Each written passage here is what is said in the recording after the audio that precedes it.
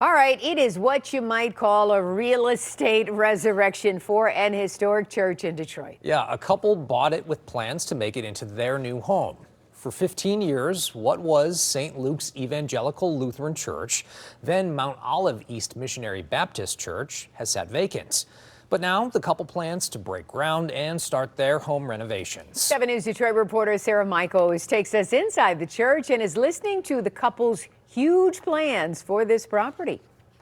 For years, this historic church has been sitting here vacant, waiting for whatever is next. And now that time has come. A local couple has purchased it, and they're turning it into their new home. It was like, wow, what if we made this our house? People will do a lot of things to live in their dream neighborhood. For Rachel Nelson, an interior designer, and her husband Joe Trobaugh, a Roseville elementary principal, that includes buying this, a 1949 Indian Village church. I remember him saying, like, if we don't go after this, if we don't try, we'll always regret it. Let's do it. Do not be fooled. The prospect of buying and transforming a significant property like this is not easy. A little bit of a challenging process. But as the CEO of a Detroit-based interior design firm, Conchetti, Nelson was prepared. We had to respond to the RFQ, like request for qualifications, explain who we are, and then design the space. With the Detroit Land Bank Authority and Detroit Historic District Commission's approval,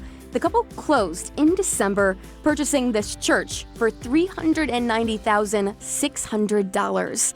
It had sat vacant for 15 years, and now the fun will begin. We are going to see a double staircase that is going to wrap up to a second floor. And as they wrap up, we're going to have the kitchen tucked underneath the stairs with a centrally located island. Coming up here, Rachel plans on transforming this into a library, a meditation room. We're in basically the kitchen, or just past the kitchen.